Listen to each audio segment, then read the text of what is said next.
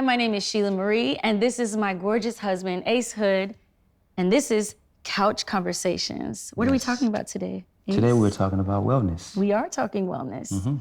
And we have some amazing couples here to talk through this with us. What is wellness to you? Like, how would you describe wellness? Oh, wellness to me is an intentional effort to be the best version of yourself, mentally, physically, spiritually. That's exactly what I was gonna say. Yeah, that's what I was saying. So thank you for saying that. I feel like when I think about wellness as a married couple, I feel like you can't be greater than the person you're next to.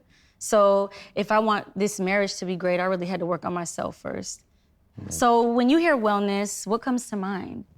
I think a healthy marriage in general means that you guys, for us, we give each other grace to develop. I feel like sometimes you compare your marriage to somebody who's been married maybe 30 years. No, your marriage is 3. You need to give yourself a chance to grow up, right? Yes. So for us, when we first got married, we thought everybody's marriage was perfect. And then we would compare our marriage to everybody, people on social media. Right, everybody happy but us. You know what I mean? So wellness for us was, let's work on ourselves and give each other grace to grow and develop into the husband and wife that we want to be. Wow, when did you come to that realization? Like, how did you get there? Recently. Year 10. Yeah, year 10. We're on year 13 years of marriage now. Congrats. But we were in Miami celebrating our 10th year anniversary. Because of the Rona, we were supposed to be in Thailand. We're supposed to be in Thailand, we didn't get there. But anyway, we sat down at dinner and I looked at her, she looked at me, and I looked at her and I asked her a question, said, "Do you like me?" And she said, "No." Not at all. And she asked me, she was like, "Well, do you like me?" And I'm like, "No." Because we didn't realize, 10 years, we've changed. This is not the same person I married. Yeah. And I'm not the same person who married her. So we had all these different changes. And then, all of our trauma that we just haven't dealt with. And then we had all of these stupid rules and guidelines that everybody tries to throw out to have a happy marriage. 10 steps to a happy marriage. You're trying to follow crap, but we ain't dealt with the crap that's inside of us yet. Yeah. So we started doing individual work, and then that just changed. It changed everything. our marriage. And then from that foundation, now it's just so much more healthier, What is some of the individual work that you guys were doing? I know people ask all the time. They're like, I want a healthy marriage. Okay, but what do I have to do? Like, how? I had to deal with my childhood trauma. So I'm adopted. I was adopted at the age of 6 months. And I had so much trauma from my adoption. My parents are amazing. They adopted me and 24 sisters and brothers. We have a really, really big family. Like were you all in one house? It's a lot of them. So there's 3 different generations of us.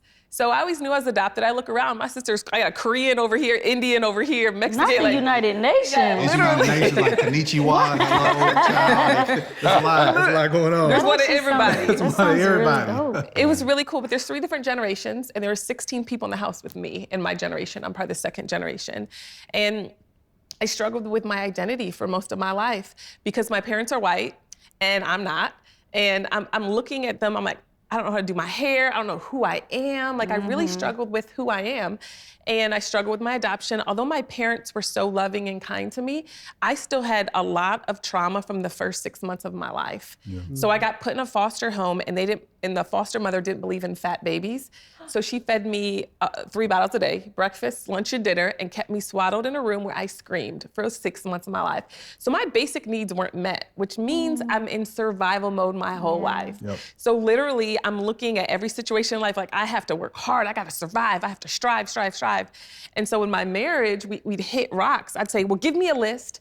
Just tell me what I need to do to be a good wife, and I'll just do it. Because I was so afraid of being rejected by him because I did not deal with my stuff. So what helped us was dealing with our childhood trauma. Wow. So I did tons and hours of intensives and therapies, and to go back literally from the womb to heal and deal with that stuff, I had to speak to that little girl and say, you are enough, you are called, you are chosen. God has a plan for you, and God adopted you, right? So I had to go back and heal my inner me, my little me, and then I stopped looking to him to heal me and fix me. Because I felt like he was supposed to fix me. Yes. And I couldn't, because she wouldn't let me. Yeah, because I didn't trust nobody. Because I'm in survival mode from 6 months old. Right. Yeah. And I had my own trauma, my own issues. We'll get to that probably. Isn't it crazy to think about how much your experiences as a child show up in your marriage? Absolutely. Preach, girl. Like a lot of people would be like, whatever happened to you at 6 months? How does that relate to today? But all of it affects your attachment styles, your ability to feel secure with someone. Absolutely. And I feel like we've done, I feel like I introduced inner child work to you. Like, what is this? I was like, Yeah. sometimes I did feel like we're not even speaking to each other. We're speaking to like 8-year-old Shelah and 9-year-old Ace, you know? And it's like, so I feel like reframing it and like, let's say if we're in a disagreement and something comes up and he gets stubborn or whatever, I have to like sometimes step back and be like, okay, that's 8-year-old. Is he feeling unsafe? Is there something that, you know what I mean? I can address that issue and so then we can be against the problem and not against each other. Yeah, that's real. Beautiful point. Thank you. How about for you guys? For us, it looks like both of us being safe, both of us feeling heard, and both of us being able to take care of ourselves. So that we can come, self-care is huge. So we can come together once we both have all of our needs met. Because similar to y'all's situation, like, you know, we had a lot of trauma before, a lot of hurt, a lot of pain. And we didn't realize that until like, what, year 8? Maybe it started in year 8, but I think a lot of it, came in year 8, year 9, realizing a lot of the trauma that we went through that we didn't even realize was happening in that moment, like where we met. There was trauma in the church that we met in, and we didn't even know it until things got really bad. Yep, that's exactly. What happened? Do you mind sharing? What is some of that trauma? That's why I was gonna ask, like, what does that pain or trauma look like for you guys? Well, from the beginning for me, I was deeply rooted in my church. So when they had like a rule system where if you wanna date somebody, you gotta bring them to the leadership. I knew they wasn't gonna approve of her. And she was in the church, she was saved, she wasn't wild, but I'm like, they're not gonna approve of her for me. Why? I'm a quadriplegic, so I'm in a wheelchair. Yeah. So a lot of people thought, you know, can she take care of him? Can she handle it? Is she in it for the money? She was a respiratory therapist. So Spoiler she was alert, there's no money. I was gonna say, I'm like, I can't just love him. There's no money. So long story short, I popped up engaged and everyone abandoned me. And They treated me like I was the worst person in like the world. dating was really fun, and then being engaged was terrible. Horrible. It was a very terrible engagement, and then we kind of, from there, we just operated and it's us against everybody else. Did you leave the church or did you stay? We did eventually leave. We stayed for a while, but eventually. But eventually, it was kind of like once I saw everything, I couldn't unsee it. And then I didn't know how to operate in that space. I couldn't even enjoy service. I couldn't enjoy praise and worship because it was just like, now I'm seeing all of the business side of it, all of the behind the scenes, and I couldn't even focus anymore. And so we did eventually. Is that church hurt? I feel like I just heard Oh, this it's term. there. Oh, yeah. Like the It's pain. there. I was wondering, like, what did you do with that? Like that. I feel like the church is I'm your. just starting to work it out in therapy. Yeah. Just starting Because to work it along out. with the church hurt came, so we got married and we got engaged, and that was terrible. And then we got married and it became us against everybody else. And we kind of lost his whole family in that process too. So my life really didn't change that much, but his did. And so he became a part of my family. My mom is his mom. My mom is his mom. And so I didn't really even notice how much his life had took a drastic turn. And my life was pretty much the same. And we just kind of operated in that, and we never really even built a foundation of what our relationship was supposed to look like, what our marriage should be. It was just kind of like, okay, well, we got through the engagement, we got through getting married, like now what's next? And then it just went from one thing to the next, fight to the another. next. Wow. Yeah.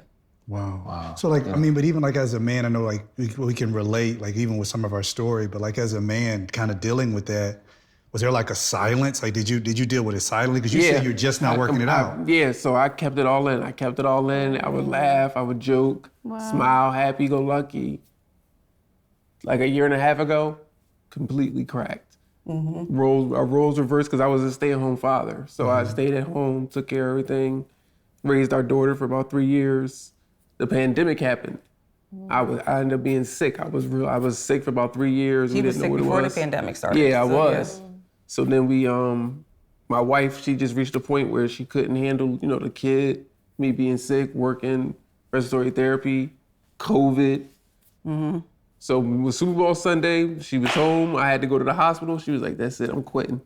Yeah, I literally felt like I mentally waved the white flag because I was trying to show up for all of these patients, being on the front line. Then I'm coming home and taking care of him. I'm waving a white flag, I'm done. I knew I was going to take a break to help with his recovery. Took that break, and then I went to my therapist and I'm like, how do I go back? I don't know how to go back to work. Wow. It's too many things going on. Wow. And so she was just kind of like, you don't have to go back. You just have to figure out if you guys can make it without you going back to work. So we figured that out, but then even in figuring that out, I started to feel more free. I was trying to figure out who I was because I wasn't a therapist anymore. I didn't want to just be a caregiver. I didn't want to just be a mom. So I'm trying to figure out, what do I like? What things do I want to do? And I'm kind of enjoying this time and not realizing that he was struggling and he was suffering because his injury happened at 17. So he never worked a full-time job. So then He never had a roles. career. And so here we are, we switching roles. And I'm like, this is exactly what we wanted. This is perfect. And everything started to fall apart for him. And then we ended up in this really bad, dark place in our marriage that we actually thought it was going to be over. I was like, I'm not doing this no more. Yeah. And we dark. learned like how you said, after. like I woke up one day, I was like, I don't think I really like it. Like I just, Yeah. we found out we So didn't then like each other. it wasn't us against everybody else anymore. It was us Then it against was each kind of other. like, I was like, well, why? I ended up literally saying to him, after we didn't talk for like a month, living in the same house, still existing as a couple, as parents. This was last year. But not talking to each other. Wow. And I finally said to him, I feel like you don't like me. I feel like I can't do anything right. It's always something. But then in that process, we found out that he was diagnosed with bipolar disorder. And those so switching the situations roles like was that- so much stress that it kind of like triggered like a manic episode of him that we didn't even realize he was living with bipolar disorder this entire time. Yeah. So all that keeping it in, Yeah. blew it all up. Yeah. My gosh. Yeah. I want to ask you a question. Did you struggle, because I know what society's like normal is to be masculine and or to be a man. Like, did that like bother you? How did you deal with just the process of that? Because we thrive in like our careers and being able to do things that we love to do also as individuals, right? Like, you think that was a part of it? How do you think that played into maybe yourself or your relationship? See, my wife validated me so much that she said, she gave me what I needed to hear, but it definitely was hard.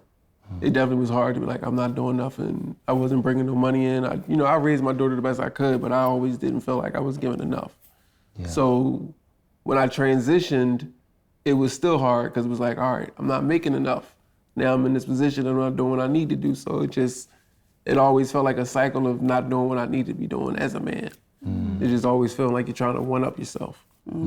That's interesting. That makes me think of like, we're talking about wellness as if we live in a vacuum, right? Like as if like our relationship exists in a bubble and we're not affected by things outside of us. But the truth is like, even your own personal wellness is affected by all the pressures that society puts on the role of being a man. Yeah. Like, are you a man? They'll ask you like, are you a man if it's not your proximity to money? Or, are you not a protector or whatever these random words are that are assigned to genders? I just feel like, I wonder how much like I know for me, my first year of marriage, I felt like in terms of wellness was the hardest because I had to stack it up against what I thought it should be, what I thought a marriage should be, what I thought a wife should be, what I should be doing, what he should be doing. And I had to stack that up against what is, Yeah. Yes. like what's here. Yes. And I feel like I am just now getting to a place where I'm like, you know what, I see what they say things should be like, but you really do have to create the dynamic that works for you. Because I think for us, nobody told us what it's supposed to look like for us. Nobody told us what to expect. Especially in an interabled relationship. Yes, we knew that things would be different for us, but it was never a conversation of making sure it was very individualized. Not just, it was more of like, you guys know this is a serious commitment, right? You guys know that you're going to be sharing everything. Can I ask you a question? I'm sorry. So how did you all meet? Did you know in advance before meeting him? Yeah, he Yes. was already in his chair for what, 7 years? 7 years before. 7 years, yeah. Okay. And so we went to the same church and we were at an event together. And I ended up following him on Facebook because he was really good with computers and I am not. And so I was like, I'm gonna put him in my back pocket in case I need it for anything. He eventually fixed my computer and used that opportunity to need my number. You sent in my DMs first though, so Because I needed my computer fixed. Started it first. Here we go. Right. Never had a conversation with her. Next time I heard was, And we were at the same church for years and never really even paid each other any attention. She was And just waiting for me to get a little older, that's all. no, I needed my computer fixed. And then She he was like, used I that just can't opportunity. open this file. How you save And then this document?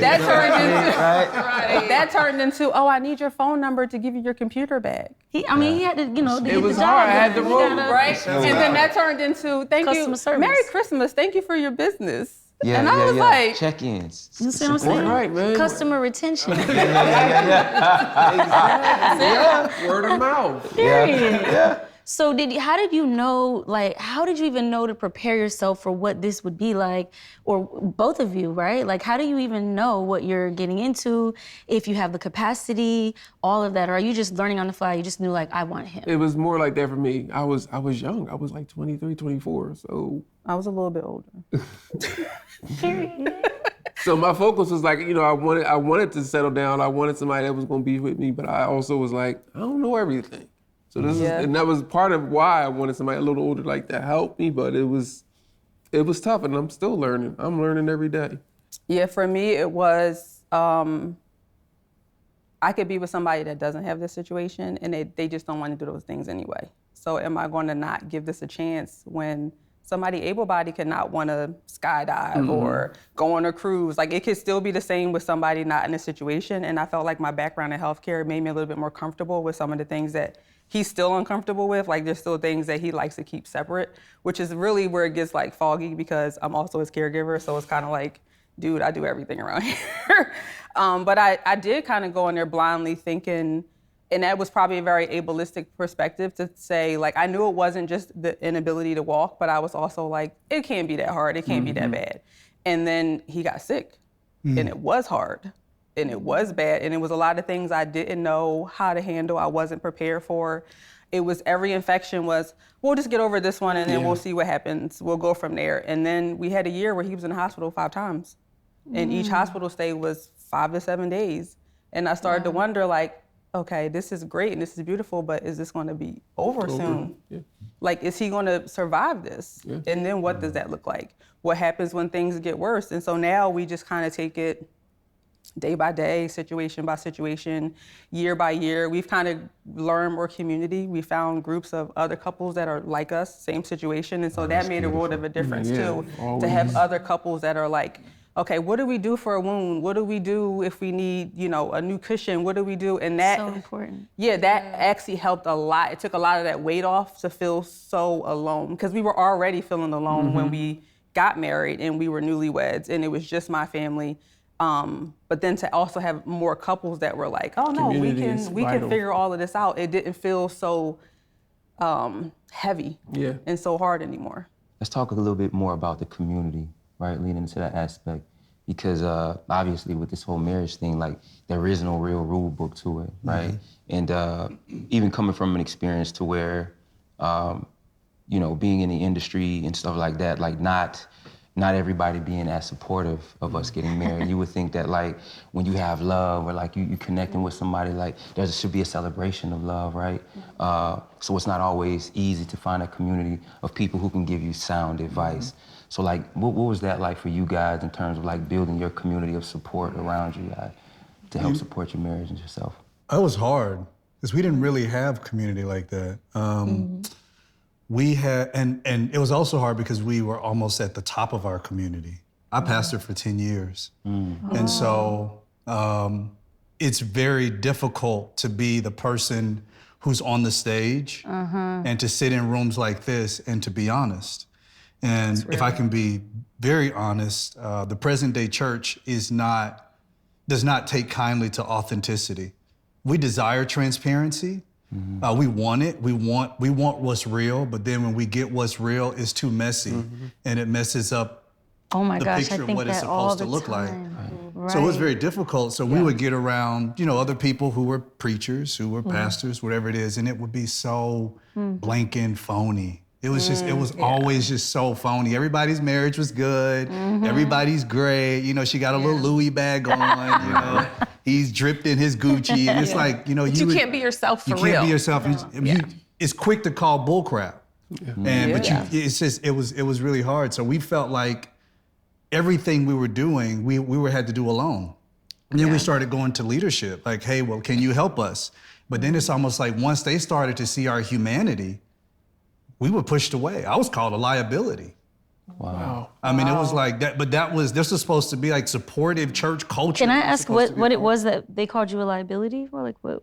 Yeah, absolutely. So, I mean, it was, so we got ruined in the media, in the media really, really bad.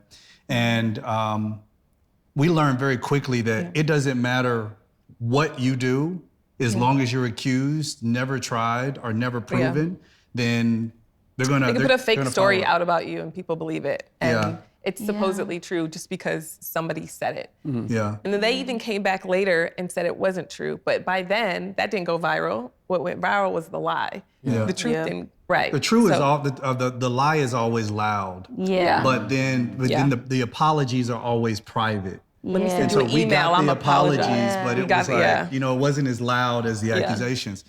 But even in that, like I went searching for a community. 2019, but this is even before all that happened. December 2019, I was ready to blow my brains out of my head.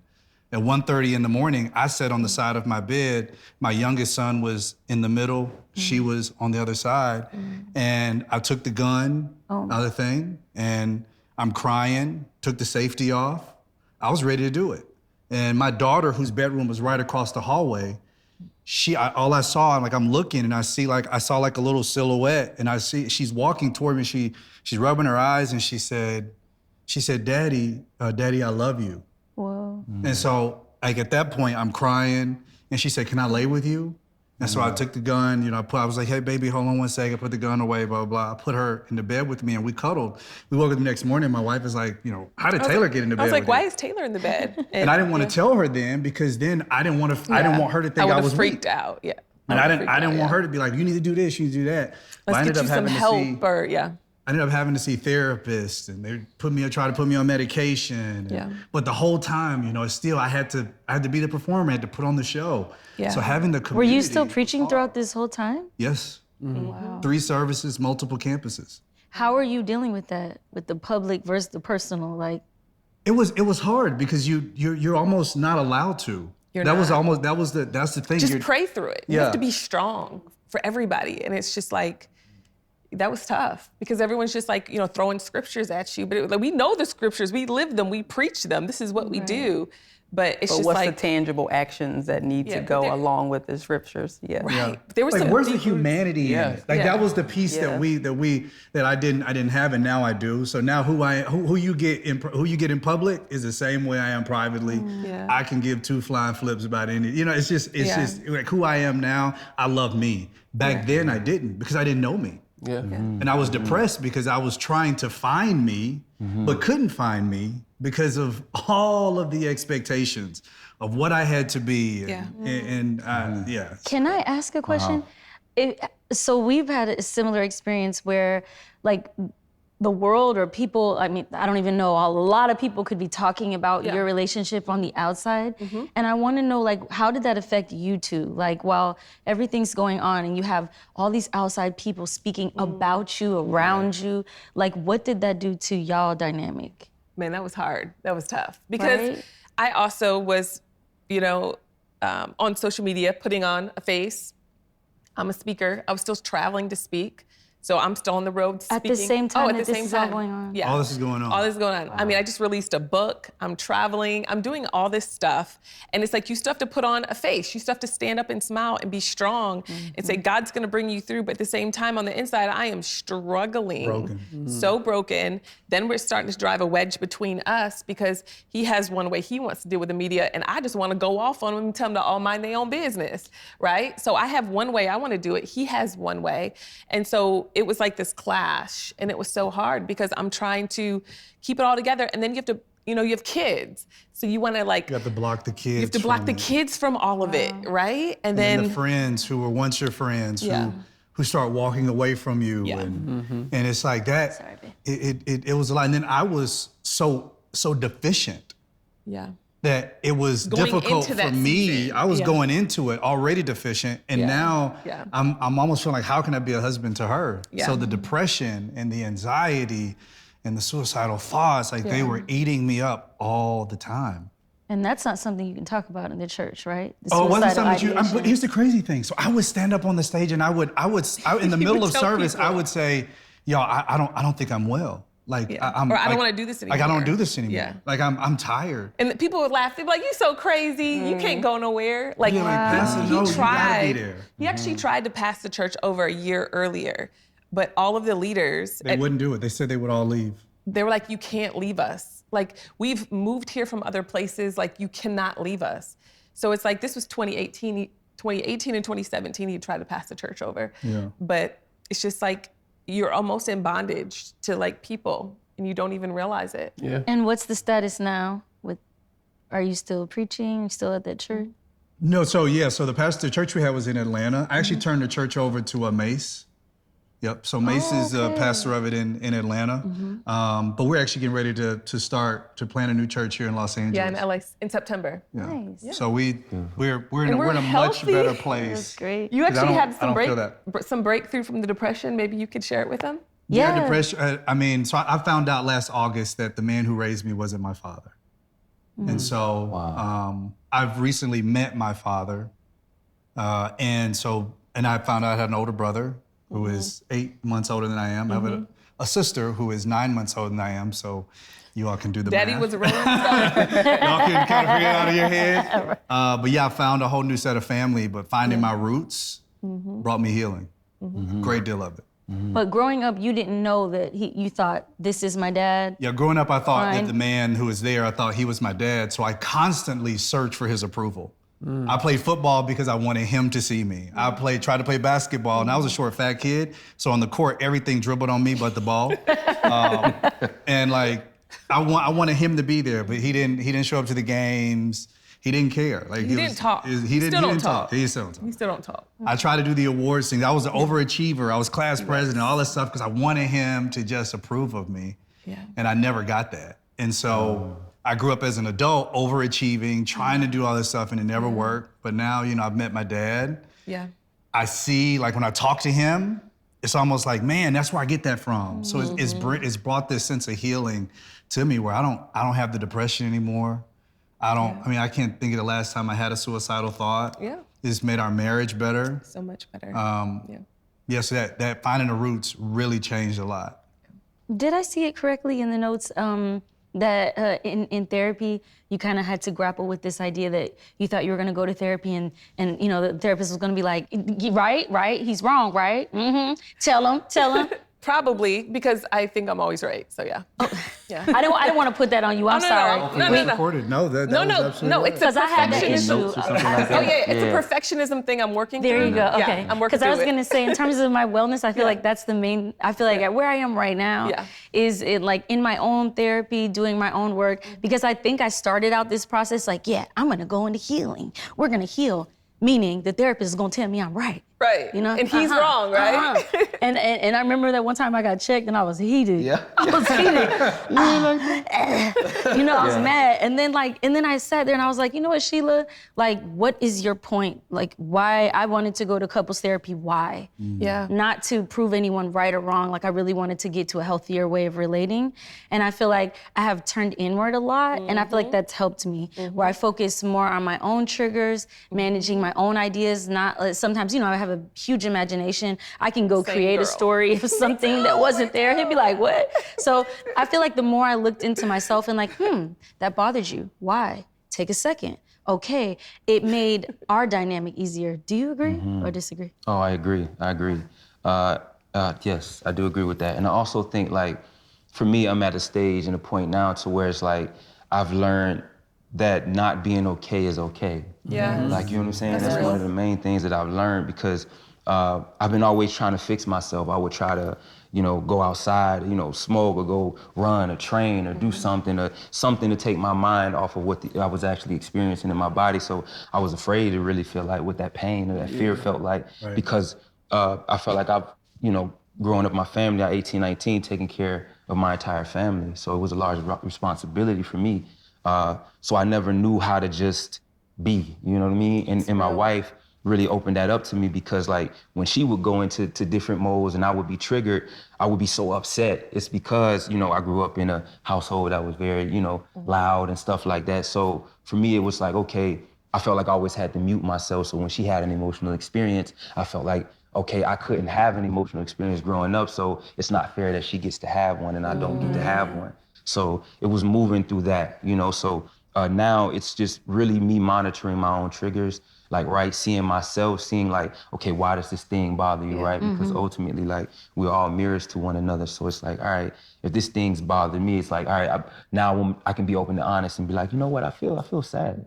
Which before I would never say that. Or I feel upset, or I feel pain, I feel this, so, and learning how to integrate that and knowing that, like, that I'm not losing parts of myself too, being in the industry and dealing with all of this ego, death and stuff. So now that looks just a lot more just like listening, patience, sometimes just sitting in peace, crying, you know what I mean? Being emotional is something, and just allowing myself to feel, So to transition, what does that look like for you guys now? Not to piggyback, that's the exact same thing for me. Like I didn't understand my wife 2-3 years ago. And my wife would always say, you don't see me, you don't hear me, you're not understanding me. And I would always like, I'm listening to everything you're saying, but I really wasn't understanding. And then I wasn't also understanding what she was going through. My wife had ADHD, and I didn't understand that changed a lot of the things I wanted out from her. Like a lot of my expectations she couldn't fulfill because of her diagnosis. So once I heard that and understood that and comprehended and believed it, a lot of things start changing. And then it caused me to get my own therapy, see what was going on with me, make sure I knew what drove me. And that, that's what ended up leading to the bipolar depression, the anxiety, the PTSD. So I had to figure out what was always triggering me. What would make me not want to be around her? What would make me think she was against me? And all of it was internal. All of it was me. And that was like a breakthrough in our marriage. Yeah. Isn't it crazy how that happens, though? Yeah. Like, right, when you do find that out. And to piggyback off of what you said as well, I felt that there was a moment in our relationship, too, where I didn't even understand her emotional experiences. You know what I mean? Because what's wrong with it? Yeah. No, I literally thought, like, it was like this thing was, like, broken. Like, it needs to be fixed almost. Then not even recognizing that I had an emotional, depth to myself. And I was also finding out that I was sensitive, and it's just things that I wasn't able to see about, for me. So for you, how was that? Like what wellness looks like for you in the moment? It's learning that I have ADHD, is learning that he does have bipolar disorder and what those look like so that we can show up for each other. It's knowing those childhood triggers. It's knowing that I'm a perfectionist and not wanting to be. So it's making that decision to say, I don't want to be like this. I didn't even know I was operating that way because it kept me from being able to really be myself because my expectations weren't realistic. So how can I actually show up as a wife and as a mom and as an individual if I'm not even allowing myself my own peace because I'm expecting everything to be this level that's not even really obtainable. Right. And so the wellness looks like the big things and the small things. Like now I have list of all these self-care ideas. So that way, if I only have 5 minutes, I have ideas. If I have an hour, I have ideas. It's being each other's biggest cheerleader. Oh, you want to go hang out with your friends?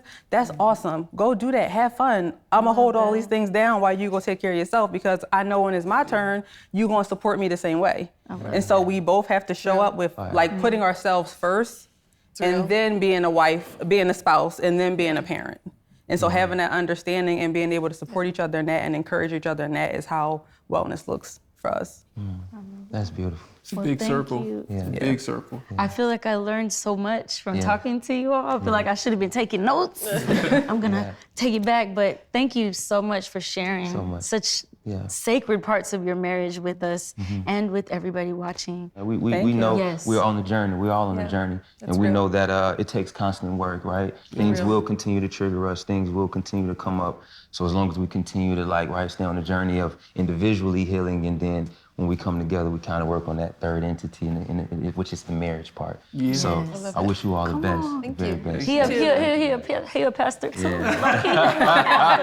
Yeah. Thank y'all, man, so much, for sure. Nah, really, because this is beautiful, because honestly, like, this is what we wanted more of, you know what I'm saying? Yeah. Like, married couples were really in it with each other. Yeah. Like you said, nothing Trenches. superficial, not you trying to just, you know, like, no, really in it, like, man, this hurts, like, this was painful, or I went through that, or suicidal, or whatever that might have been, you know what I mean? Like I'm dealing with my disease or illness, whatever, and still figuring it out. Like, that's what it's about, because I do believe that partnership and marriage is the most beautiful thing ever, right? Because it's just nice to have your person. The world can be chaotic, so to kind of have that safe space as your person is so important, so key. So I wish y'all the best, man. Thank you so much. Thank you so much. Thank you.